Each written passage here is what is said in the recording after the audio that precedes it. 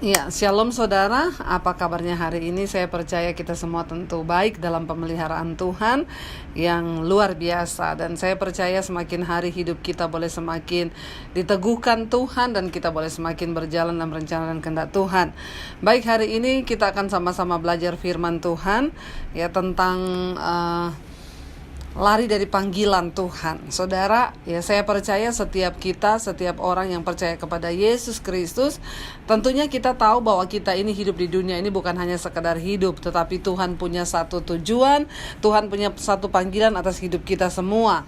Ya, mungkin saudara bertanya, panggilan itu apa? Panggilan itu apakah saya ini harus menjadi hamba Tuhan, atau saya ini menjadi pengkhotbah atau menjadi apa? Tetapi percayalah saudara, panggilan itu tidak yang muluk-muluk tentunya, dan Tuhan tahu kapasitas dan kemampuan kita untuk melakukan sebuah panggilan Tuhan dalam hidup kita.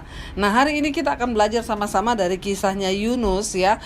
Yunus adalah seorang nabi yang terkenal di Alkitab bukan karena ketaatannya, tetapi karena ketidaktaatannya, di mana dia melarikan diri dari panggilan Tuhan. Baik, kita akan baca sama-sama Yunus pasal yang pertama. Ayat yang pertama, judul perikopnya adalah Yunus mengingkari panggilan Tuhan. Ayat yang pertama, datanglah firman Tuhan kepada Yunus bin Amittai demikian, bangunlah, pergilah ke Niniwe, kota yang besar itu, berserulah terhadap mereka karena kejahatannya telah sampai kepadaku. Tetapi Yunus bersiap untuk melarikan diri ke Tarsis, jauh dari hadapan Tuhan. Ia pergi ke Yafo dan mendapat di sana sebuah kapal yang akan berangkat ke Tarsis. Ia membayar biaya perjalanannya, lalu naik kapal itu untuk berlayar bersama-sama dengan mereka ke Tarsis, jauh dari hadapan Tuhan. Saudara, di kisah ini kita telah membaca bersama bahwa Tuhan datang kepada Yunus dan berkata, Yunus, bangunlah dan kamu harus pergi ke Niniwe ya. Serukanlah pertobatan bagi kota itu. Tapi apa yang dilakukan oleh Yunus, saudara? Dia bukannya bangun dan meresponi panggilan Tuhan, tetapi Alkitab berkata dia berniat melarikan diri dari panggilan Tuhan itu, dari tugas yang sudah Tuhan berikan bagi dia, saudara. Ya, lalu dia pergi ya ke kota Yafo. Di sana dia mendapat ada sebuah kapal, lalu dia berangkat dengan kapal itu menuju ke Tarsis.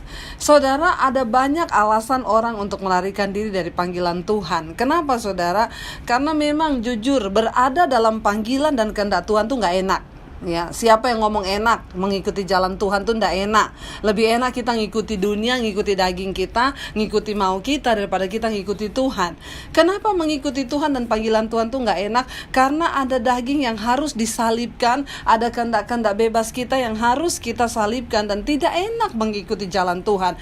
Saya nggak usah berbicara tentang panggilan saja, menjadi orang percaya, menjadi anak hamba Tuhan, atau menjadi orang yang disuruh Tuhan tuh pergi ke satu kota untuk menyelamatkan kota itu. Mungkin itu saudara, mungkin yang menyaksikan ini berkata, ya nggak mungkin lah saya harus pergi ke satu kota. Panggilan Tuhan saja dalam kehidupan pribadi kita untuk mengikuti firman-Nya, untuk tunduk kepada Alkitab, untuk tunduk pada kehendak Tuhan, itu saja sudah tidak enak. Benar nggak, saudara? Siapa sih yang nyaman mengikuti Tuhan? Gak enak. Ikut Tuhan tuh gak enak. Makanya kalau ada orang Kristen yang berpikir bahwa ikut Tuhan tuh enak, apalagi kita mendengar iklan-iklan tentang kekristenan, ikut Tuhan itu bahagia, pokoknya yang miskin jadi kaya, yang sakit jadi sembuh. Saudara, tidak semudah itu. Mengikut Tuhan itu seringkali bertentangan dengan keinginan daging kita. Mengikut Tuhan, kalau orang yang sudah sungguh-sungguh mengikut Tuhan, dia pasti gak mau, gak nyaman. Ya, berapa kali dalam pengiringan saya kepada Tuhan, saya harus menangis di hadapan Tuhan dan berkata, Tuhan, saya udah gak kuat lagi. Tetapi ketika kita tahu bahwa itu kehendak Tuhan, itu maunya Tuhan, dan itu kepentingannya Tuhan, maka ya saya baru mengerti. Rasul Paulus berkata, aku ini sebenarnya tawanan roh. Artinya apa? Rasul Paulus menyadari banget bahwa setiap tugas, panggilan dan kehendak Tuhan yang harus dilakukan dalam hidupnya itu bertentangan dengan keinginan daging. Seringkali daging kita ini tidak mau, seringkali kita nggak mampu. Tapi ketika roh itu yang sudah ada dalam diri kita yang berbicara bahwa itu adalah kehendak Tuhan, maka kita nggak bisa melarikan diri lagi, saudara. Ya, tapi Yunus Dia dengar persis itu suara Tuhan. Dia disuruh pergi ke Niniwe, tapi dia melarikan diri naik kapal menuju ke Tarsis. Dan apa yang terjadi saudara? Ya mungkin karena Yunus berpikir ikut kehendak Tuhan tuh ndak enak ya. Kenapa saudara? Kita harus keluar dari zona nyaman kita. Untuk mengikuti kehendak Tuhan itu tidak mudah, tidak seperti yang kita bayangkan. Ya harus mematikan daging, bahkan sering kali jalan-jalan itu tidak sesuai dengan logika kita. Ya ada harga yang harus dibayar. Dan kenapa banyak orang memilih untuk tidak melakukan kehendak Tuhan dalam hidupnya? Karena tidak mudah memang. Ya, tapi saya percaya saudara, ketika kita mau menyerah dan kita berserah kepada Tuhan, maka Tuhanlah yang akan memampukan dan memperlengkapi setiap kita. Nah, saudara, kalau kita lihat di sini akhirnya Yunus pergi, ya dia membayar biaya. Ya, sejauh apapun engkau mau lari, semahal apapun biaya yang engkau bayar, ya kita nggak akan pernah bisa lari dari yang namanya panggilan Tuhan. Jadi daripada lari, lebih baik saudara menyerah, berserah kepada Tuhan. Apa yang terjadi kepada Yunus saudara? Ya ayat yang keempat berkata begini. Tetapi Tuhan menurunkan angin ribut ke laut, lalu terjadilah badai besar sehingga kapal itu hampir-hampir terpukul hancur. Awak kapal menjadi takut, masing-masing berteriak kepada Allahnya, dan mereka membuang ke dalam laut segala muatan kapal itu untuk meringankannya. Tetapi Yunus telah turun ke dalam ruang kapal yang paling bawah dan berbaring di situ, lalu tertidur dengan nyenyak. Ya, saudara, ada yang menarik di sini. Ketika Tuhan mengirimkan badai di laut, lalu kapal yang ditumpangi Yunus itu saudara akhirnya mengalami badai yang begitu hebat, lalu mereka akan tenggelam.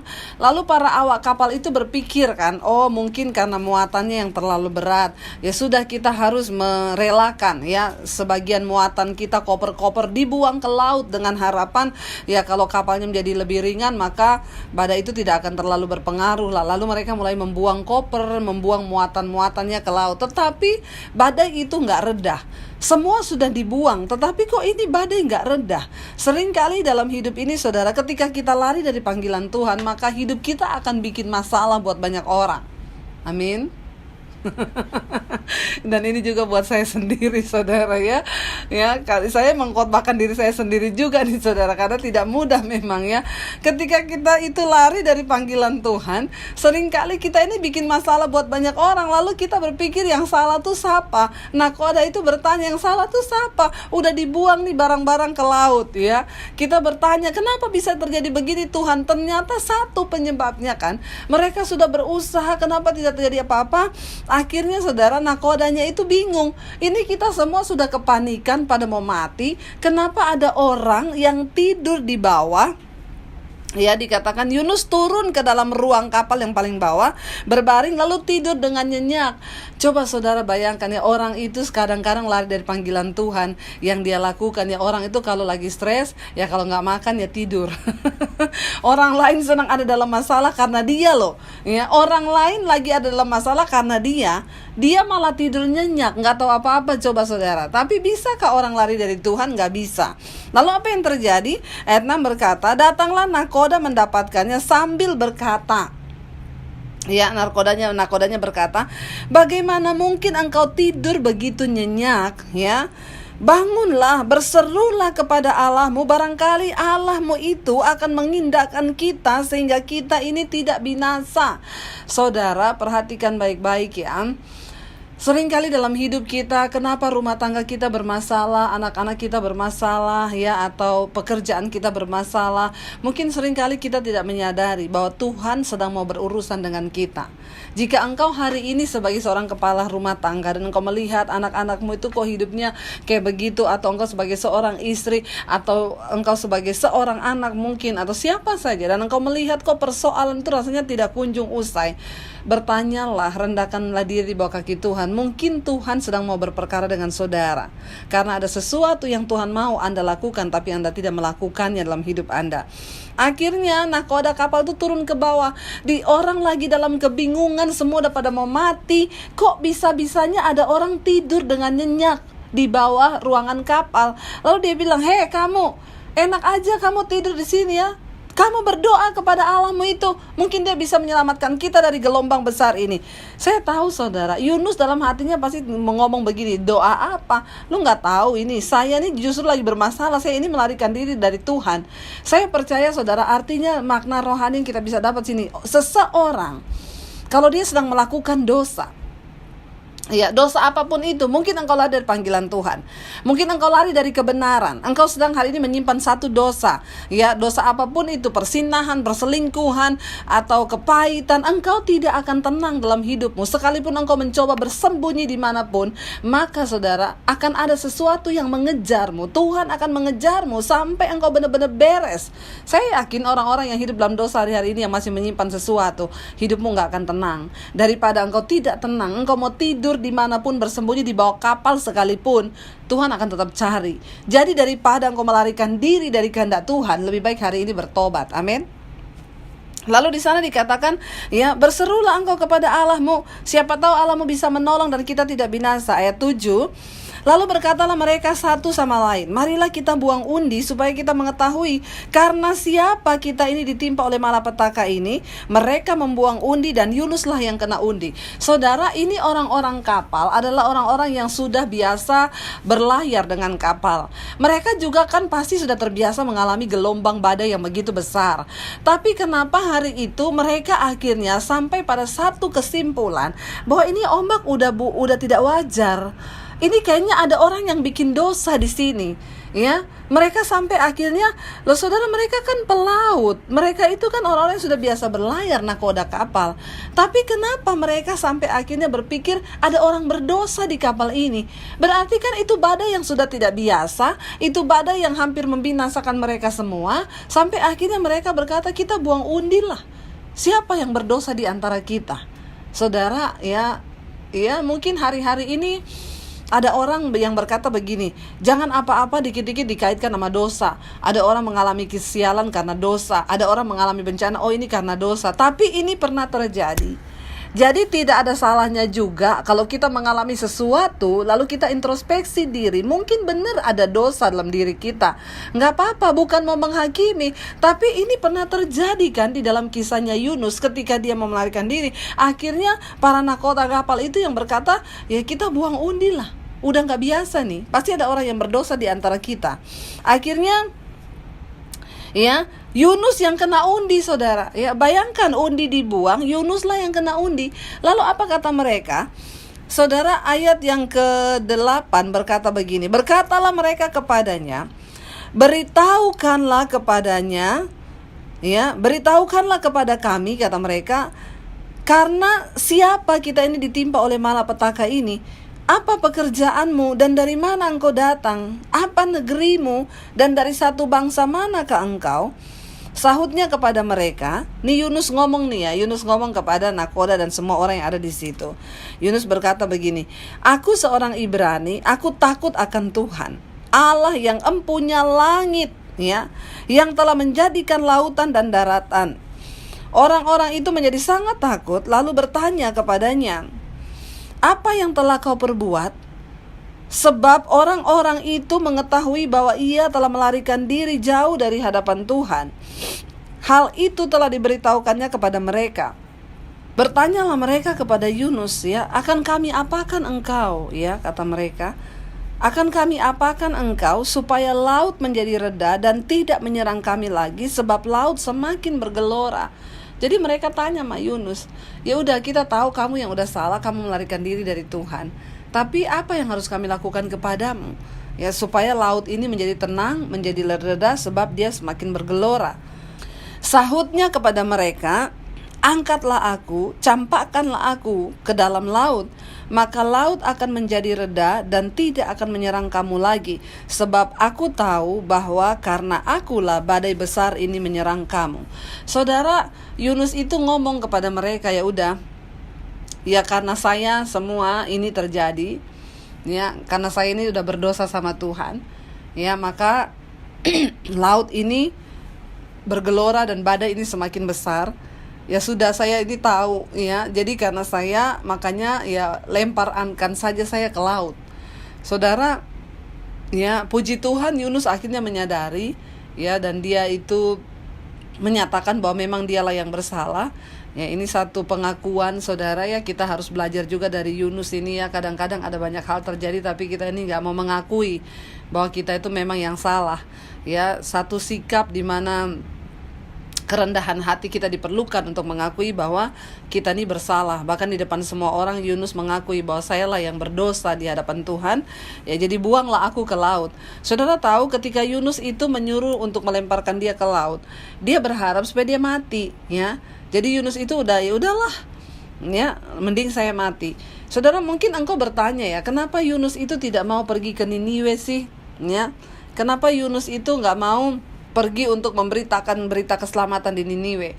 Karena Yunus tuh tahu Niniwe itu kota yang sangat berdosa, penduduknya itu melakukan kebejatan, mereka hidup dalam kejahatan. Jadi Yunus tuh berpikir nggak layak ya mereka itu diselamatkan ya. Buat Yunus itu ya udah, Tuhan mending hukum aja biar mereka mati gitu ya. Ngapain sih, percuma juga saya ini mau memberitahukan kebenaran, pasti juga percuma, mereka nggak akan bakalan dengar. Saudara, seringkali memang ya kita ini sebagai hamba-hamba Tuhan, ya, kalau saya tuh punya prinsip begini saudara, saya mau melayani orang yang mau untuk dilayani. Kalau buat orang Kristen ya, kecuali dia yang belum mengenal Tuhan. Tapi buat orang Kristen sendiri, ya kita melayani orang yang mau untuk dilayani. Karena kadang-kadang saudara, ya orang-orang Kristen sendiri yang sudah merasa Kristen, ya itu juga kadang kalau dikasih nasihat firman Tuhan, ya dikasih tahu kebenaran, banyak juga yang nggak mau. Buktinya aja yang tersinggung sama khotbah aja masih banyak. Padahal udah Kristen, tapi kalau dikasih tahu kebenaran firman mereka masih marah, masih tersinggung. Makanya mungkin Yunus ini berpikir, percuma saya datang kepada orang Niniwe itu percuma. Mereka itu orang bejat, orang yang sudah melakukan kesalahan dan juga keras tengkuk, keras kepala. Jadi ngapain sih Tuhan suruh saya ke sana? Ya, tidak diceritakan kenapa Yunus begitu nggak mau untuk pergi ke Niniwe. Tidak ada berita jelasnya. Ya, tapi kita tahu bersama Yunus pokoknya dia berpikir ya udah mereka itu layak mati, layak dihukum lah, nggak usah bertobat saudara. Ya memang kita ini sebagai manusia kadang kalau lihat orang itu udah bejat banget, ya kita rasanya nih orang kok ya nggak dihukum-hukum Tuhan, yang mending Tuhan hukum aja. Apalagi kita saudara ya, kalau ada orang yang berbuat jahat sama kita, kita tahu kan firman Tuhan berkata kita harus mendoakan orang yang berbuat jahat pada kita. Tapi kan tidak sedikit dari antara kita juga yang berkata, Tuhan kayaknya nggak pantas saya berdoa buat dia, orangnya itu udah jahat banget Tuhan, ngapain saya berdoa buat dia? Ya saudara, kita harus belajar dari kisahnya Yunus di sini bahwa Tuhan juga mengasihi orang berdosa. Dan siapa tahu saudara ya, ketika kita memang sungguh-sungguh mau melakukan firman Tuhan, maka ada keselamatan lah buat mereka saudara ya. Jadi kita taat saja kepada Tuhan. Akhirnya Yunus berpikir ya dia pengen mati aja. Tapi saudara percayalah ya, mau sejauh manapun kita melarikan diri dari kehendak Tuhan, dari kebenaran atau dari panggilan Tuhan, maka kita akan tetap dikejar oleh Tuhan. Kita harus berurusan secara pribadi dengan Tuhan. Ya, saudara lihat tadi semua koper udah dibuang ke laut, tapi enggak ya, mereka tahu, Tuhan tahu Yunus lah yang harus berurusan secara pribadi dengan Tuhan. Dan pada akhirnya Yunus dibuang ke laut, dia berpikir saya biar mati aja. Loh saudara tahu kenapa Yunus itu kepengen dibuang ke laut? Harapannya ya udah saya mati aja daripada saya hidup tapi saya tidak mau melakukan apa yang Tuhan mau, ngapain gitu ya. Angkatlah aku, kata Yunus, ayat 12, campakkanlah aku ke laut, maka laut akan menjadi reda dan tidak akan menyerang kamu lagi, sebab aku tahu bahwa karena akulah badai besar ini menyerang kamu.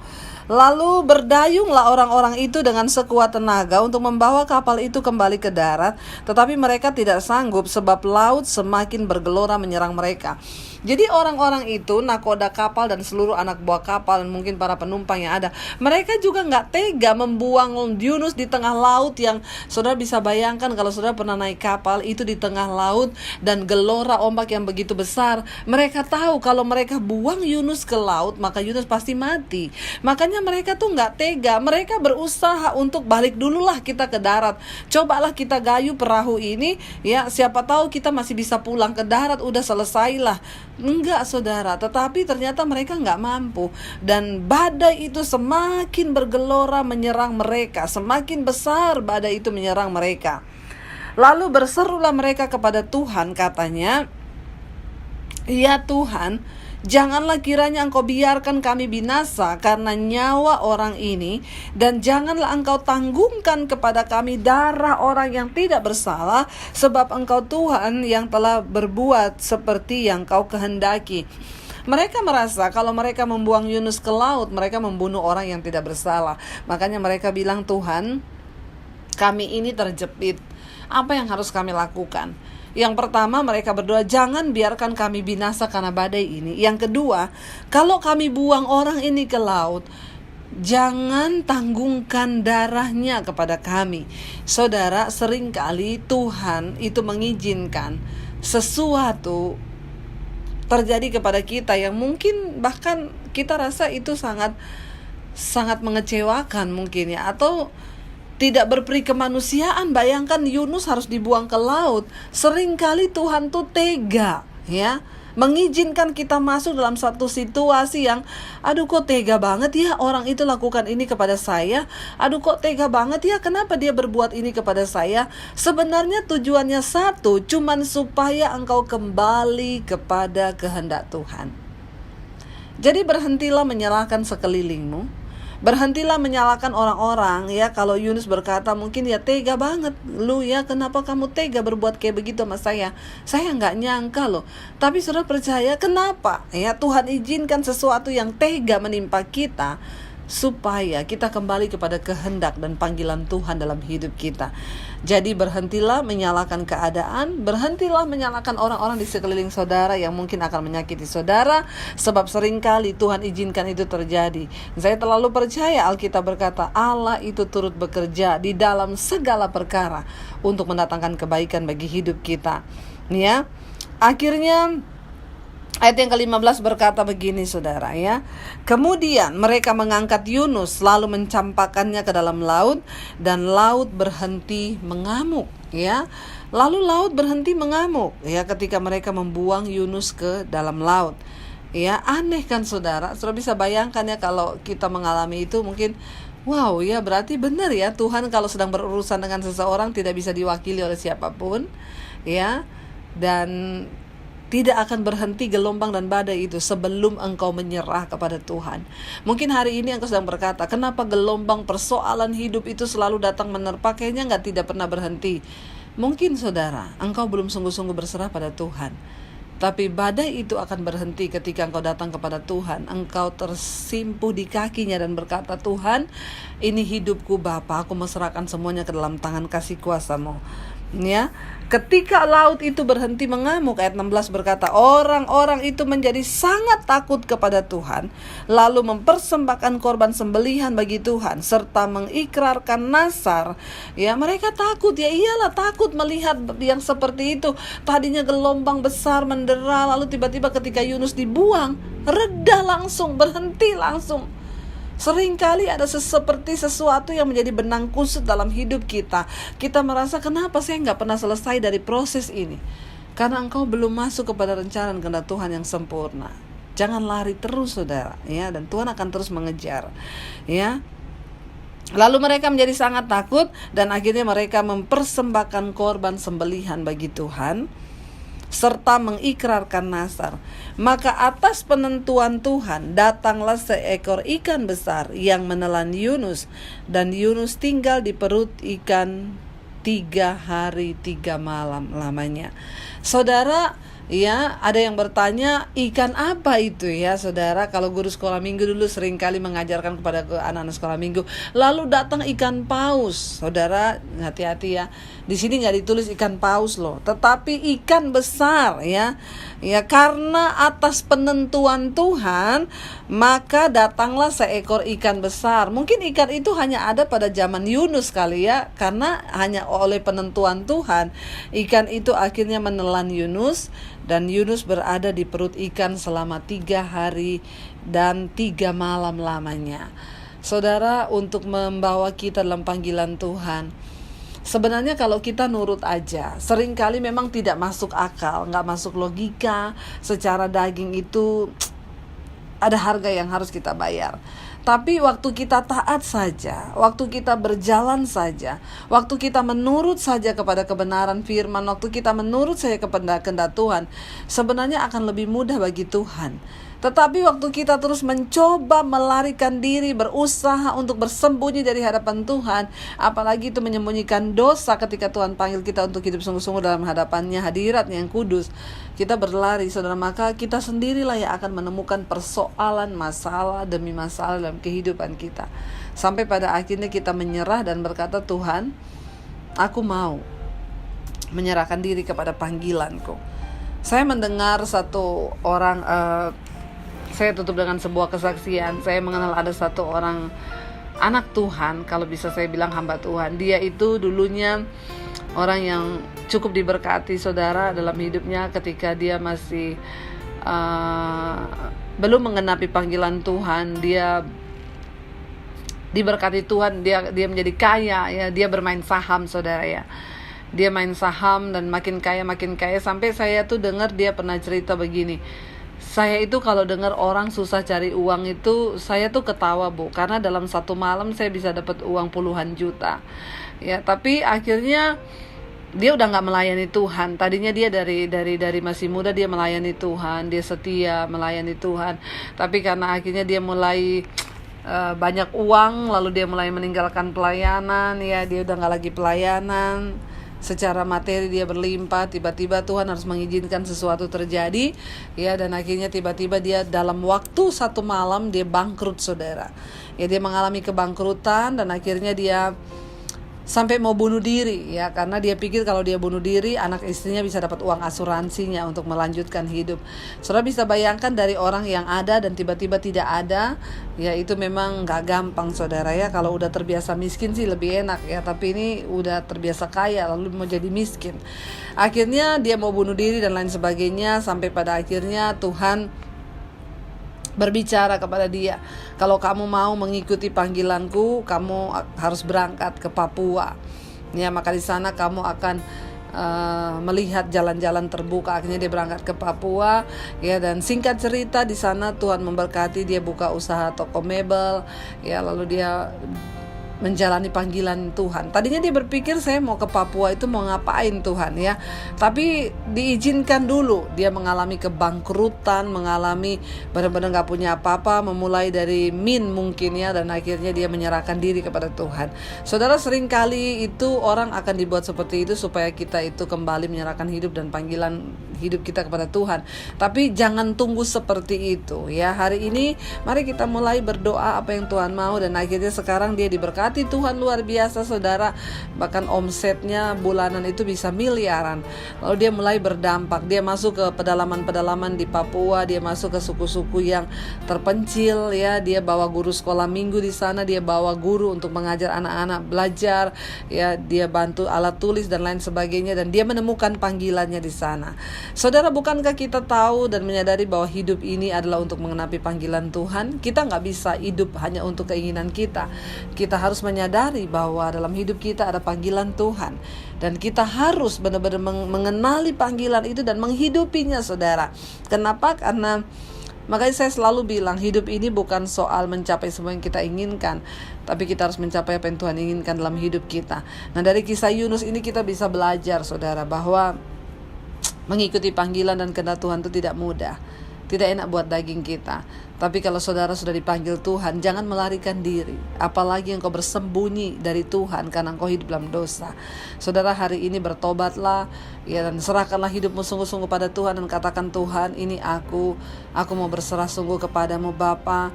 Aku tahu aku tidak bisa melarikan diri kemanapun juga ketika Tuhan sedang mencari dan berurusan dengan aku secara pribadi. Saudara, saya akan berdoa buat setiap kita yang mendengarkan khotbah ini. Mari kita tundukkan kepala dan katakan kepada Tuhan, Bapa, kami datang menyerahkan seluruh hidup kami dalam tangan-Mu, Tuhan. Beritahu kami, Bapa, panggilan-Mu atas hidup kami. Dan kalau hari ini kami sedang melarikan diri dari panggilan kami sedang melarikan diri dari kehendak Tuhan, atau kami sedang melarikan diri dari kebenaran, kami berdoa mohon pengampunan-Mu, Tuhan. Bawa kami kepada jalan-jalan-Mu yang sempurna.